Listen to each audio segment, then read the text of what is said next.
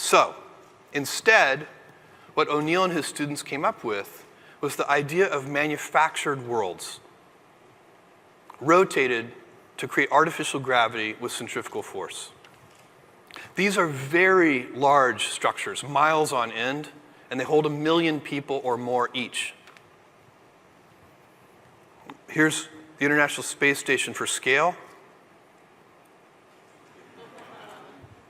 This is a very different kind of space colony.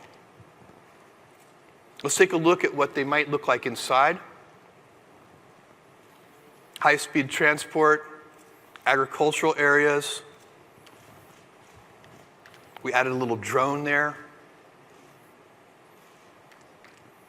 Cities in the background. Some of them would be more recreational. They don't have to have the same gravity. You could have a recreational one that keeps 0G so that you can go flying with your own wings. Some would be national parks. These are really pleasant places to live.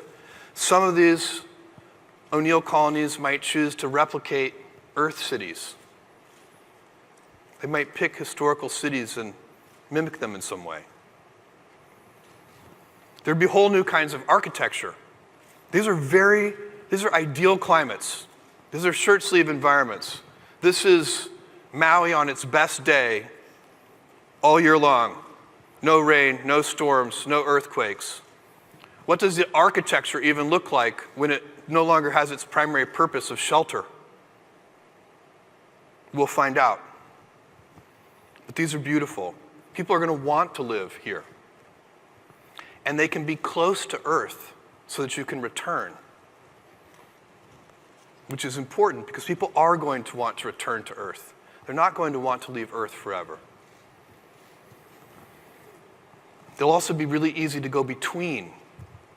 The amount of energy required to go between these O'Neill colonies, from one to another, to visit friends, to visit family, to visit one that's a recreational area, very, very low energy needs to transport, and quickly. It's a day trip. This is a very interesting video clip I'm going to show you. This is Professor O'Neill, the guy who, with his students, came up with the idea of what's now called O'Neill colonies, and the famous science fiction author Isaac Asimov being interviewed about these colonies. And Asimov gets asked a very good question, which is, did anybody in science fiction ever predict this? And if not, why not? And he has a very good answer. Watch this. Did you anticipate anything like this in any of your science fiction? Nobody did really, because we've all been planet chauvinists. We've all believed people should live on the surface of a planet, of a world. I've had colonies on the moon, so have 100 other science fiction writers. The closest I came to a manufactured world in free space was to suggest that we go out to the asteroid belt and hollow out the asteroids and make ships out of them. It never occurred to me to bring the material from the asteroids in towards the Earth, where conditions are pleasanter, and build the worlds there. Planetary chauvinists. All right. If we build this vision, these O'Neill colonies, where does it take us? What does it mean for Earth? Earth ends up zoned residential and light industry. It'll be a beautiful place to live. It'll be a beautiful place to visit. It'll be a beautiful place to go to college and to do some light industry. But heavy industry and all the polluting industry, all the things that are damaging our planet, those will be done off Earth. We get to have both. We get to preserve this unique gem of a planet which is completely irreplaceable. There is no plan B. We have to save this planet. And we shouldn't give up a future for our grandchildren's grandchildren of dynamism and growth. We can have both. Who is going to do this work? Not me. These kids in the front rows, you guys are going to do this, and your children are going to do this. This is going to take a long time. This is a big vision.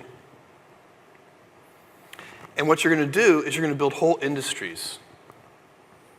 There are going to be thousands of future companies doing this work. A whole ecosystem of entrepreneurial activity unleashed, creative people coming up with new ideas about how to use space. But those companies, those entrepreneurial companies, cannot exist today. It's impossible. And the reason is the price of admission to do interesting things in space right now is just too high. Because there's no infrastructure. Let me tell you a story about